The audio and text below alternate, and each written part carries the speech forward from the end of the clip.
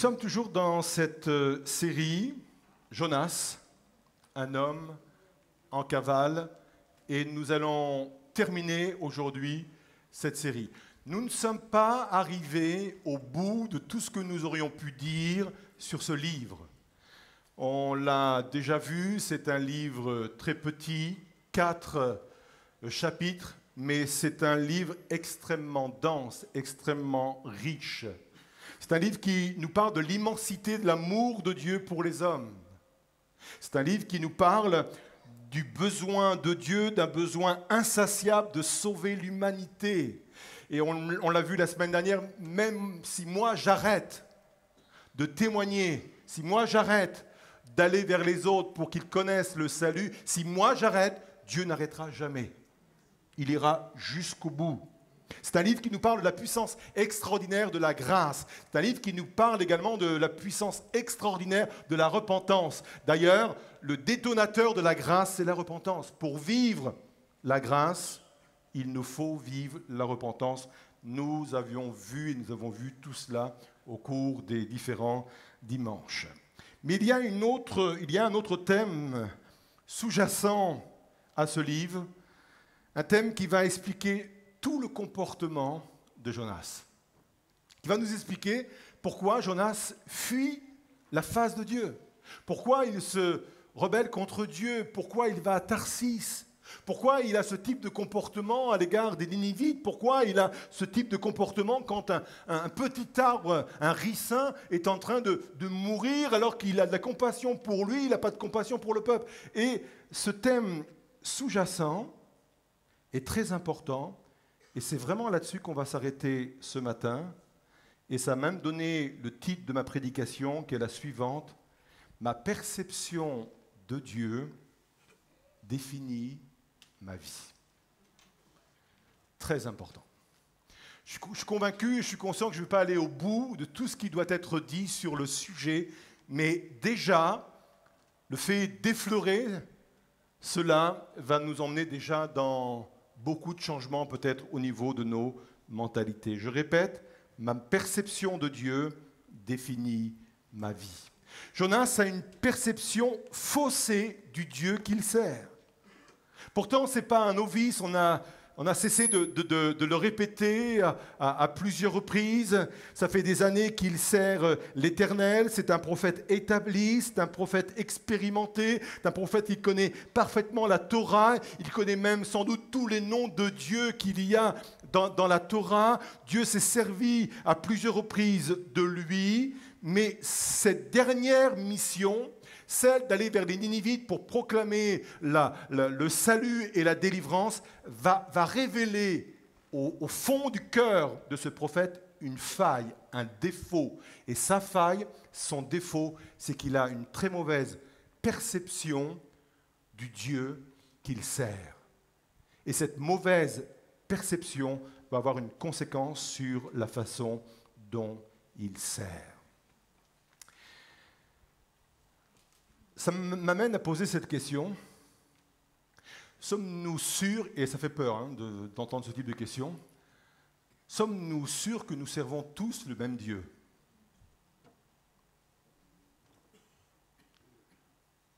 Je répète, je ne suis pas en train de parler de Bouddha ou d'ailleurs. Sommes-nous sûrs de servir le même Dieu ? Si l'idée que vous vous faites de Dieu n'est pas la bonne, votre rapport à lui sera complètement faussé. Votre rapport aux autres sera faussé. Le rapport avec vous-même sera faussé. On le voit bien dans la parabole que la Bible appelle la parabole des talents. La Bible nous raconte l'histoire d'un maître qui part pour un voyage. Il a beaucoup de biens.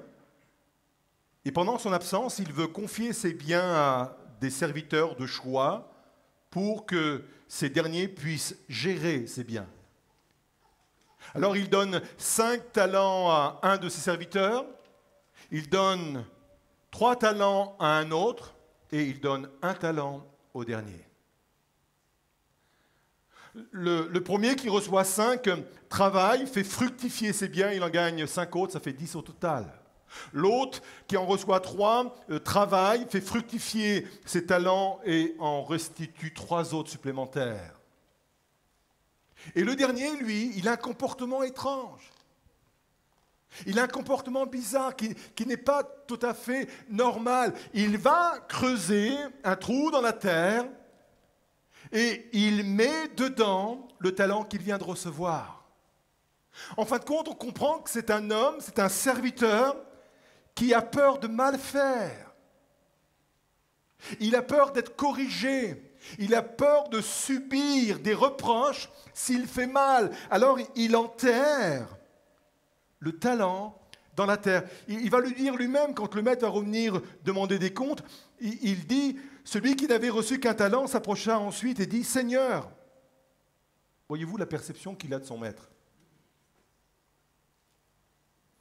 Je savais que tu es un homme dur, qui moissonne où tu n'as pas semé, et qui amasse où tu n'as pas vanné. Voilà la perception qu'il a de son maître. Et je réaffirme ce matin que ma perception de Dieu va impacter forcément ma façon de le servir. Ma perception que j'ai de mon Dieu va impacter ma relation avec lui. Donc c'est un sujet extrêmement important. Et c'est l'une des raisons principales de la venue de Jésus sur la terre. Suivez-moi bien encore. Il ne va pas falloir me lâcher ce matin. Il faut me suivre jusqu'au bout. Quelle est la mission terrestre de Jésus quand il est venu nous rejoindre sur la terre? Il y en a sans doute plusieurs, mais il y en a une qui est principale. Il est venu nous révéler Dieu. Et le Dieu que Jésus veut nous révéler, ce n'est pas le Dieu des pharisiens. Ce n'est pas le Dieu des Sadducéens. Ce n'est pas le Dieu des chefs religieux. Il est venu nous révéler un autre Dieu que le leur. C'est pour cela que je posais cette question en préambule. Est-ce qu'on est sûr qu'on sert le même Dieu ?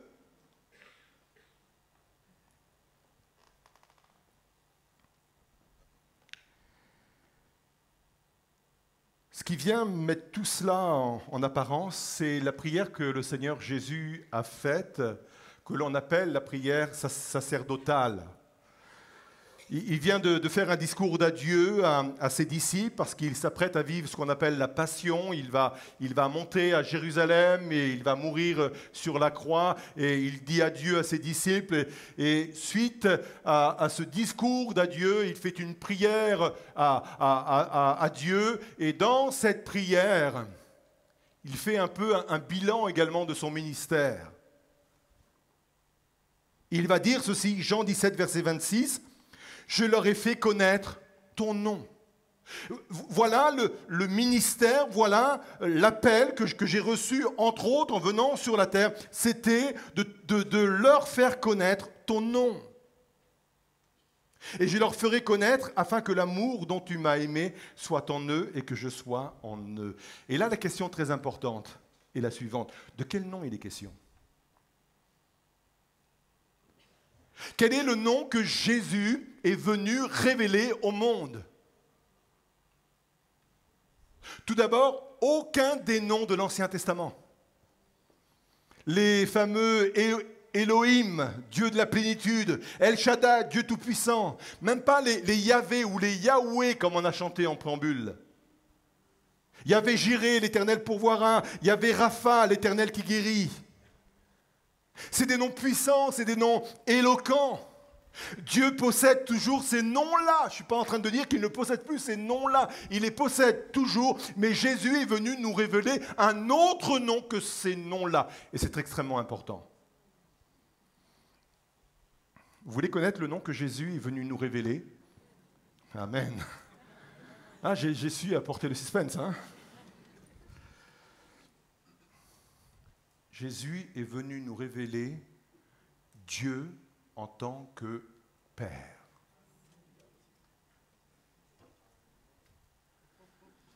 c'est le nom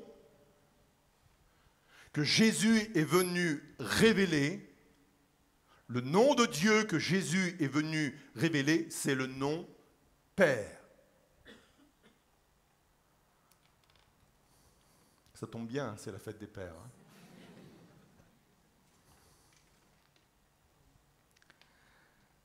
Il faut toujours mettre un verset dans son contexte.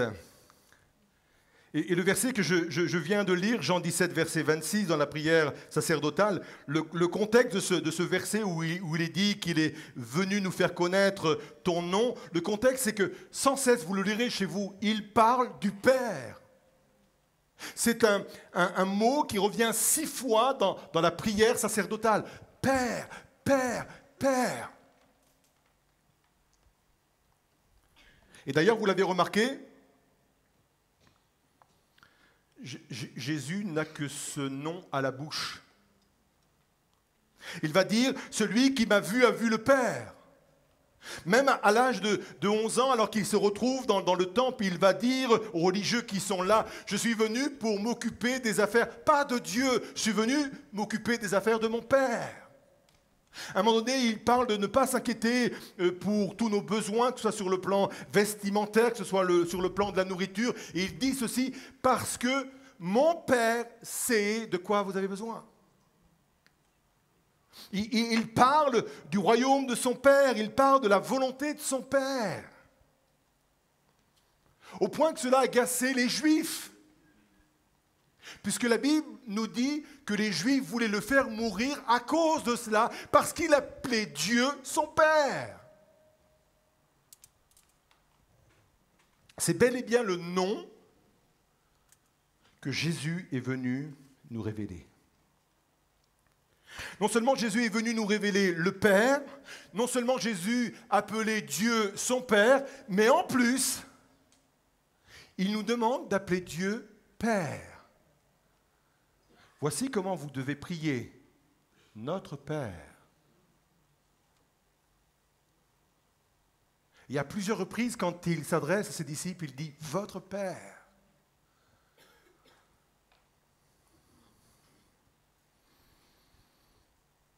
Là où ça va très loin, c'est l'apôtre Paul quand il nous révèle une autre dimension de ce nom Père. Galates 4, verset 6, il dit ceci, et là c'est puissant.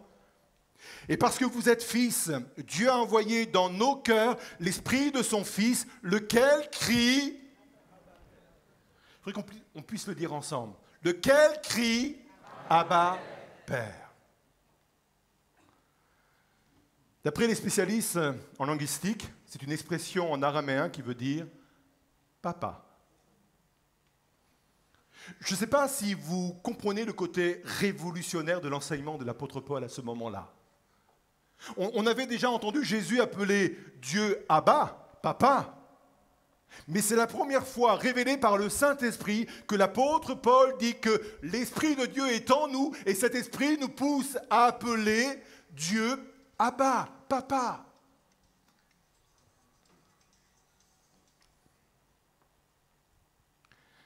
Ça reflète à la fois l'affection, la proximité et le respect. Écoutez bien ceci. On n'a jamais trouvé dans toute la littérature religieuse un Dieu qui se fasse appeler papa. Vous pouvez lire tous les livres sur toutes les religions du monde. Dans aucune littérature religieuse, aucun Dieu ne se fait appeler papa. Aucun. Et d'ailleurs même, ne concernant que l'Éternel, avant la venue de Jésus, personne dans l'Ancien Testament aurait osé appeler l'Éternel papa.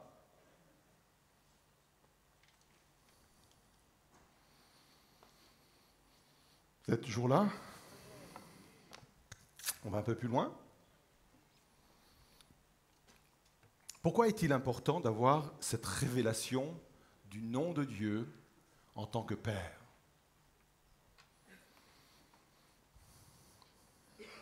Pour plusieurs raisons, on l'a un peu évoqué au départ, c'est parce que cette perception de Dieu va changer mon comportement. Vous connaissez tous cette parabole que l'on appelle la parabole du fils prodigue. Je trouve que c'est une parabole qui est très mal nommée. Vous savez que les titres donnés dans le Nouveau Testament ou même dans toute la Bible, ce pas des titres qui ont été inspirés par Dieu. C'est des titres qui ont été ajoutés comme cela par des théologiens ou des gens qui ont réécrit la Bible, qui ont interprété la Bible. C'est pour qu'on puisse se retrouver et comprendre de quoi on allait parler. Mais les titres ne sont absolument pas inspirés de Dieu. Et j'aimerais dire que le titre, le Fils prodigue, n'est pas du tout inspiré par Dieu. Je vais vous dire pourquoi. Ça n'engage que moi. Ce n'est pas un fils qui a perdu, c'est deux. Il y en a un qui est perdu très loin de la maison, puis il y en a un qui est perdu à l'intérieur de la maison. Première chose. Deuxièmement, le personnage central de ce parabole, ce pourquoi Dieu a permis que cette parabole soit dans la Bible, ce n'est pas pour mettre en avant le fils prodigue, mais c'est pour mettre en avant le père.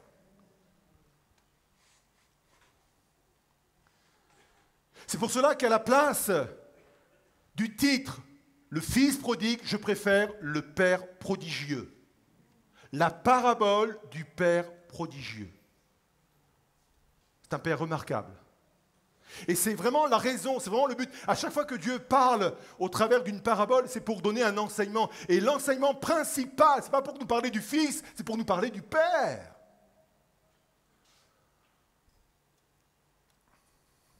Et pourquoi Jésus donne cette parabole? Il faut mettre tout ça encore une fois dans son contexte.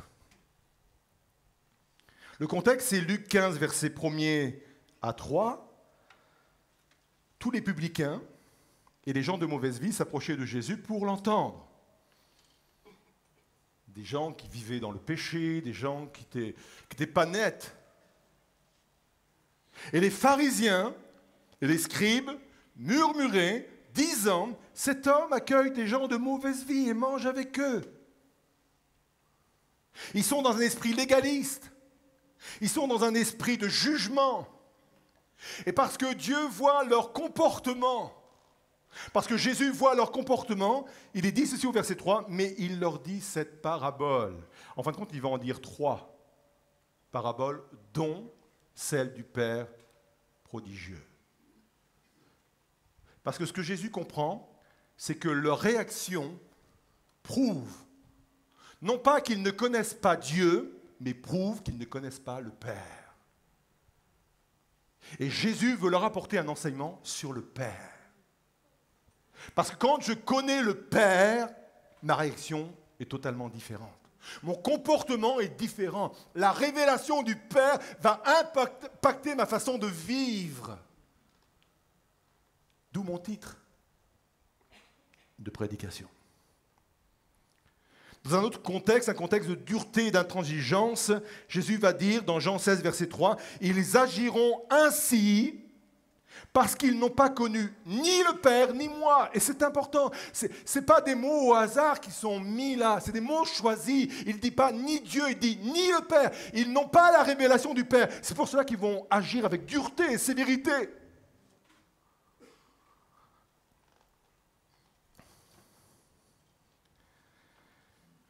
Pourquoi est-il important d'avoir la révélation du Père? Deuxièmement,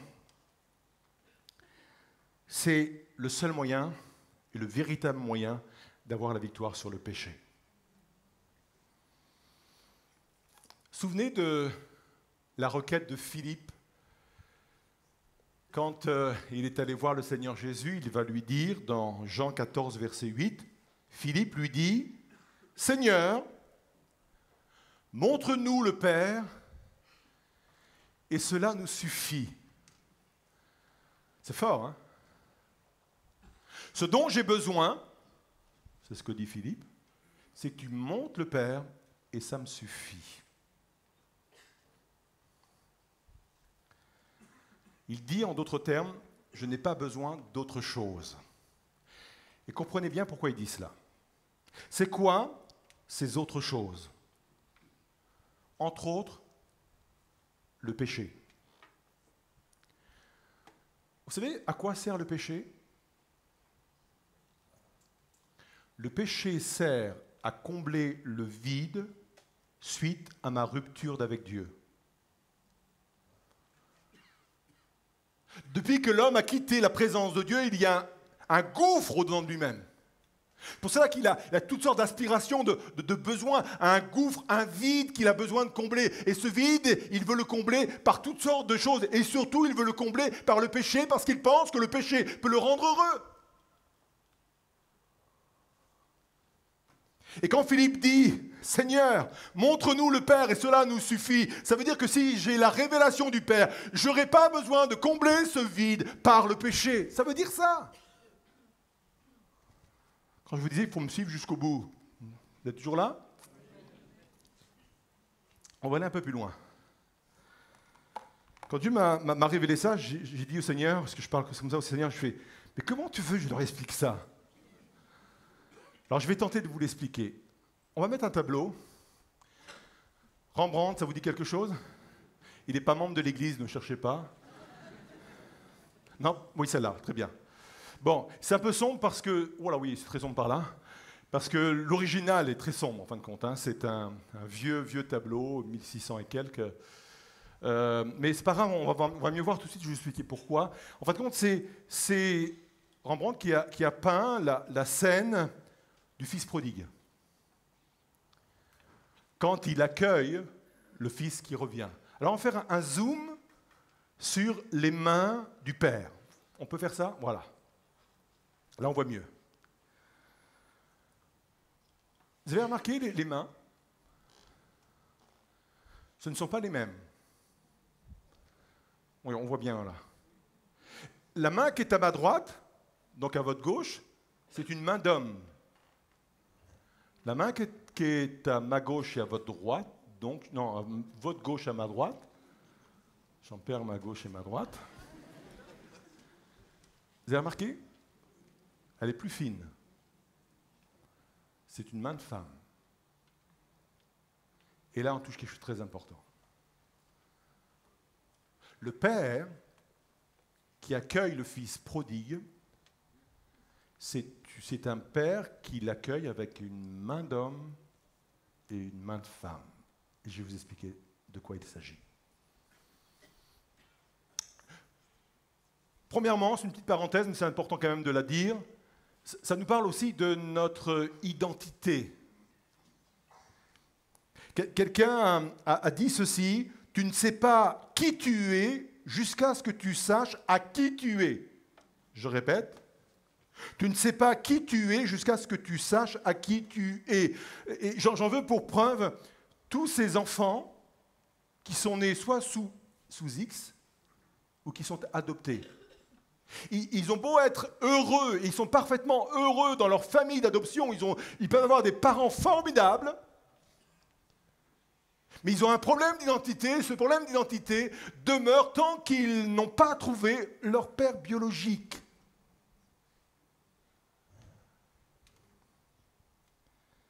Et c'est ça aussi la révélation du Père, c'est de nous permettre d'entrer pleinement dans mon identité. Et le fait qu'il y ait... On peut rester avec les mains? On va rester un bon bout de temps sur les mains. On peut rester sur les mains. Le fait qu'il y ait deux mains, une main d'homme et une main de femme, ça veut dire que dans le cœur de Père, il y a le cœur d'une mère également. Ça vous choque, hein? Ça bouscule là. Hein? Ça veut dire qu'en tant qu'homme ou femme, en Dieu le Père, je peux trouver mon identité. Ça, vous allez détailler ça chez vous, vous allez piocher là-dedans, mais je peux vous dire que ça, c'est important. Que je sois un homme ou une femme, en Dieu le Père, je peux trouver mon identité. Très important.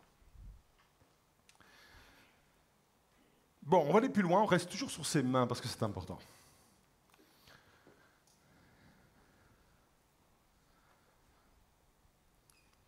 Ces mains nous parlent également de deux alliances. Vous savez qu'on peut avoir le même père, mais pas forcément la même mère. Donc la révélation du Père va jusque-là. On peut avoir le même père, mais pas forcément la même mère. Et c'est Paul qui en parle dans l'Épître aux Galates. Il parle d'Abraham.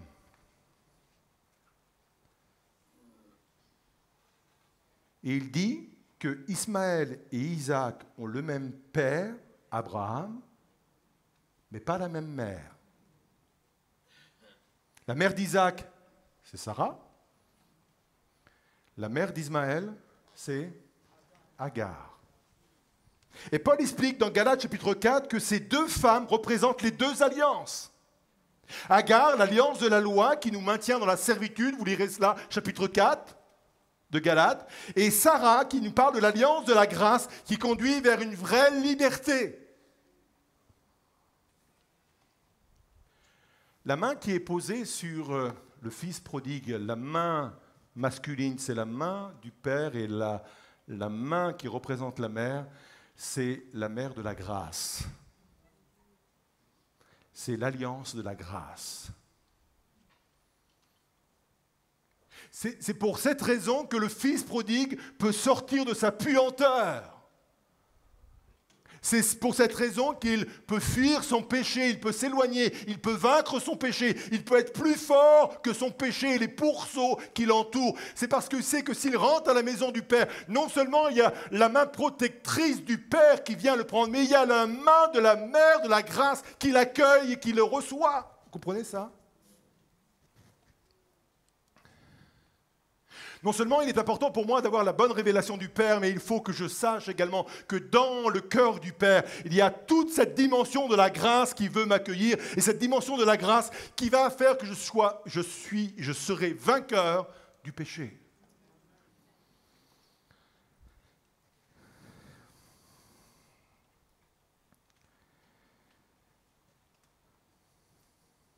C'est cette conscience de l'amour de Dieu qui nous conduira loin du péché. Le cœur de la vie chrétienne n'est pas la quête de devenir meilleur, mais plutôt de devenir convaincu de l'amour de Dieu. Si j'aborde ma vie chrétienne en disant « il faut que je devienne meilleur, il faut que je devienne meilleur, il faut que je puisse vaincre ce péché, etc. » Ok, on peut tous le faire. Mais c'est beaucoup plus loin, ça va beaucoup plus loin que ça. Le cœur de la vie chrétienne n'est pas la quête de devenir meilleur, mais plutôt de devenir convaincu de l'amour de Dieu. Plus je serai convaincu de l'amour de Dieu, plus naturellement, je vais me détacher du péché et de tout ce qui me retient à cette terre. Ça bouscule pas mal de choses quand même dans notre conception de la foi. Et je répète, sommes-nous sûrs qu'on sert le même Dieu ? Et si nous servons le même Dieu, est-ce que nous avons la même mère ?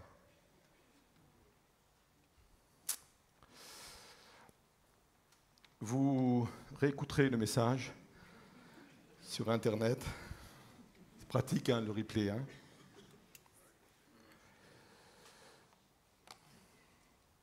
Je reviens à mon texte de Jean 17, verset 26. Quand, dans cette prière sacerdotale, Jésus est en train de dire à son Père, « Je leur ai fait connaître ton nom et je leur ferai connaître pourquoi, afin que l'amour dont tu m'as aimé soit en eux et que je sois en eux. » Vous comprenez bien ce qui est écrit là, parce que parfois on va trop vite. On voit le sens de l'amour que dans un sens. Il n'est pas dit afin qu'ils aient de l'amour pour toi. C'est pas ça, hein? Regardez bien, c'est pas ça dont il est question. Et très souvent, on aborde ce type de texte de cette façon-là. Seigneur, aide-moi à t'aimer davantage. C'est pas ça. Afin que l'amour dont tu m'as aimé, donc il est bien question de l'amour de Dieu, à l'égard des autres, soit en eux. C'est la mission de Jésus. Tu viens pour révéler mon nom, et mon nom c'est Père Céleste, et ce but, c'est qu'enfin ils puissent comprendre à quel point je les aime. Non pas à quel point ils m'aiment ou ils doivent m'aimer, mais à quel point je les aime. Et cette révélation de l'amour de Dieu pour moi, qui fait que je peux être vainqueur du péché. Vous êtes là, hein, toujours. Hein. C'est extrêmement important. Je vais conclure. Ma vie spirituelle dépend de l'image que j'aurai de lui.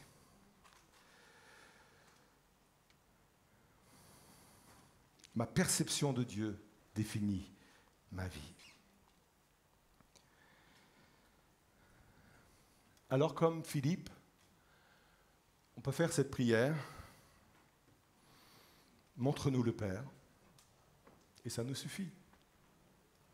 Je ne sais pas dans quelle situation vous vous retrouvez, je ne sais pas contre quelle tentation vous vous battez, contre des choses qui sont plus fortes que vous, je ne sais pas. Mais vous pouvez dire au Seigneur, comme Philippe a pu le dire, « Seigneur, montre-moi le Père. » Et ça me suffit. Et la révélation du Père va faire que ma vie va être totalement transcendée. Ma vie spirituelle va totalement changer. J'ajouterai ceci, il ne faut pas que l'image de ton Père ou de mon Père se mette entre toi et Dieu. C'est un filtre qui parfois est dérangeant. Nous plaquons souvent sur Dieu l'image que nous avons eue de notre Père terrestre. Même si nous avons eu un bon Père, même si nous avons eu le Père le plus parfait, il est déjà pris, c'est moi, mais pas... Il y a un alléluia, vous avez entendu là? Que quelqu'un prenne le nom de cet homme-là. Même si vous avez eu un Père génial, il est encore au-dessous de ce qu'est le Père céleste. Mais je sais que certains peut-être ont eu des pères extrêmement difficiles et compliqués. Durs, intolérants, incestueux. Ne laissez pas l'image de votre Père se mettre entre vous et Dieu. C'est pour cela qu'on a besoin d'une révélation qui vienne directement de Dieu et du Saint-Esprit, pour qu'il puisse nous révéler la parfaite image du Père.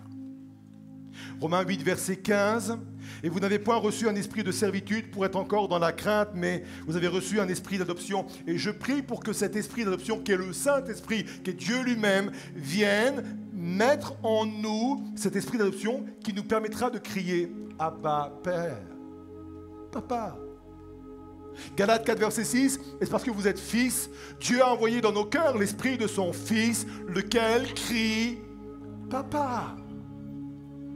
Seigneur, j'ai du mal par moi-même d'avoir cette révélation du Père. Alors, Seigneur, par ton esprit, viens faire cette œuvre au-dedans de moi. Que le Saint, il faut ni plus ni moins la puissance du Saint-Esprit pour avoir la révélation du Père. C'est pas quelque chose qui marche intellectuellement, ça.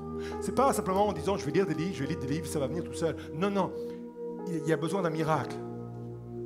La puissance du Saint-Esprit qui a créé le monde, parce que l'Esprit se mouvait au-dessus du monde à la création. Cette puissance-là est nécessaire pour me donner la révélation du Père. Parce que si j'ai la révélation du Père, comme Philippe, je dis, ça me suffit. Ça me suffit dans le sens, la plénitude du Saint-Esprit.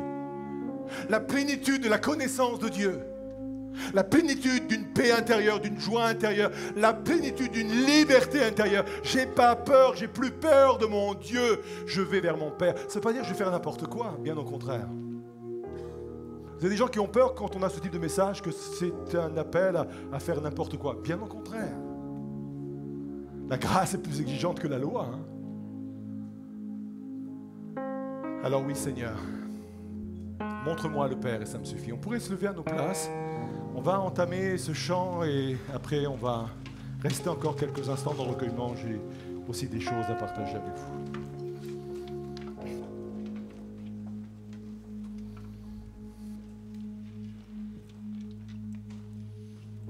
Amen. Abba Père, je suis à toi. Que le cœur des enfants revienne vers leur Père ce matin. Nous sommes tes enfants, Papa. Merci, ton esprit tient en nous. Abba, Père.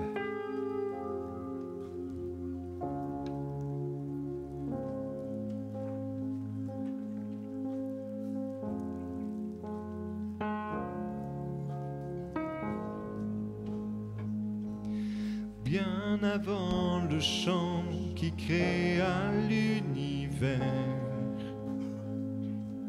bien avant l'esprit qui planait sur la terre, bien avant que tu me formes de la poussière, tu rêvais du jour où tu pourrais m'aimer. Bien avant les premiers battements de mon cœur, bien avant que que je m'éveille à ta douceur. Bien avant mes doutes, mes joies et mes douleurs. Tu rêvais du jour où je pourrais t'aimer. Tu rêvais du jour où je pourrais t'aimer. Abba Père, je suis à toi. Abba Père, je suis à toi. Abba Père, je suis à toi. Abba Père, je suis à toi.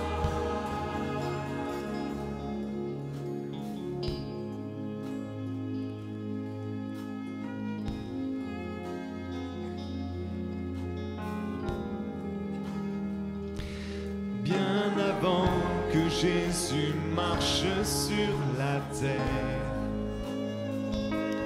bien avant le Fils qui nous montre le Père, bien avant que les cieux sur moi soient ouverts, oh, tu rêvais du jour où tu pourrais m'aimer. Bien avant que mon péché brise ton cœur, bien avant que coule le sang et la sueur, bien avant les clous, le froid et la douleur, tu rêvais du jour où je pourrais t'aimer. Tu rêvais du jour où je pourrais t'aimer. Abba Père, je suis à toi. Abba Père, je suis à toi. Abba Père, je suis à toi. Abba Père, je suis à toi. Abba Père, je suis émerveillé, saisi par l'immensité de ton amour pour moi. Abba Père, si grande est ta tendresse, ton cœur est grand ouvert et je viens plonger dans tes bras. Abba Père, fais merveilleux, saisi par l'immensité de ton amour pour moi. Abba Père, si grande est ta tendresse, ton cœur est grand ouvert et je viens plonger dans tes bras. Abba Père, je suis à toi. Abba Père, je suis à toi. Abba Père, je suis à toi. Abba Père, je suis à toi. On reste dans le recueillement, la musique peut continuer. Je pense que pour avoir la révélation du Père, bien entendu, comme je l'ai dit, on a besoin du Saint-Esprit, de toute la puissance du Saint-Esprit, mais également, je pense qu'on a besoin d'être guéri aussi de l'image du Père que nous avons pu avoir sur la terre. Parfois, il y a des blessures qui sont trop grandes pour nous faire réaliser les merveilles de Dieu. On parlait l'instant d'Agar, quand elle s'est retrouvée dans le désert, elle était incapable de voir la source d'eau qui était à côté d'elle parce qu'elle était déjà obscurcie. Sa vision était obscurcie parce qu'elle venait de vivre à la maison. Et je crois que parfois, il n'y a pas de révélation du Père Céleste tant qu'on n'a pas été guéri de l'image que nous pouvons avoir de nos pères terrestres.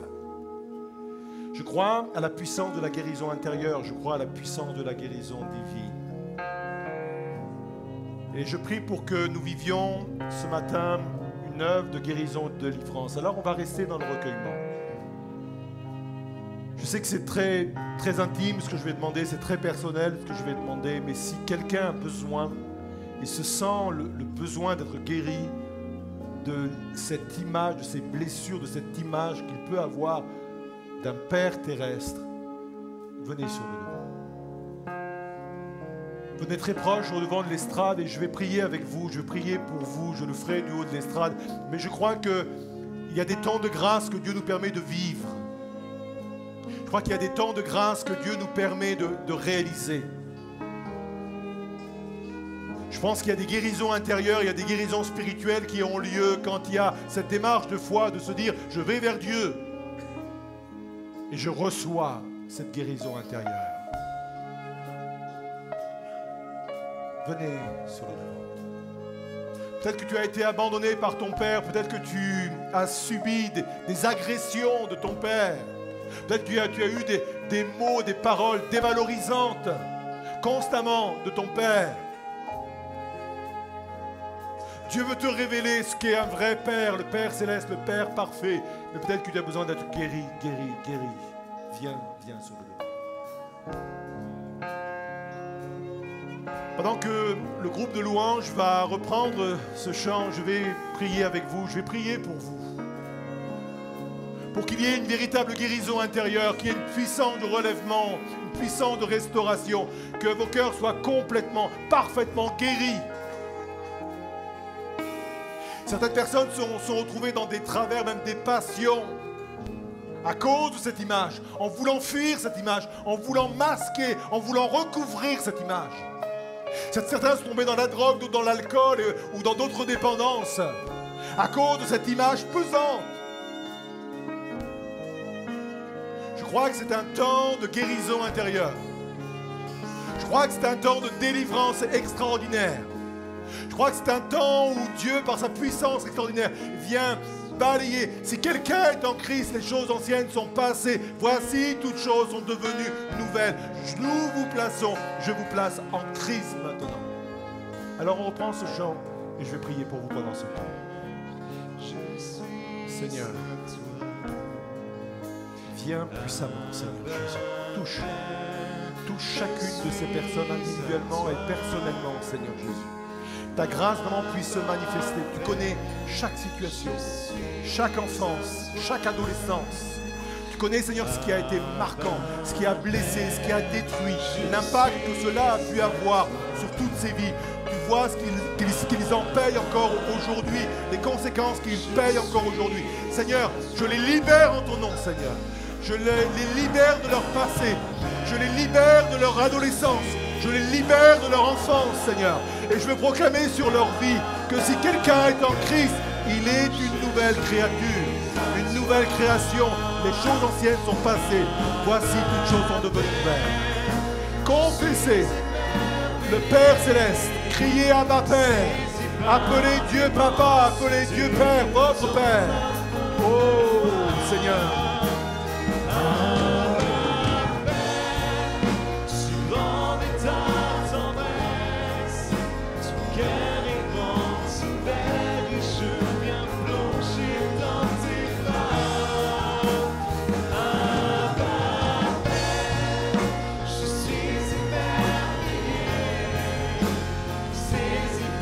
Embrassez l'image du Père. Saisissez le Père.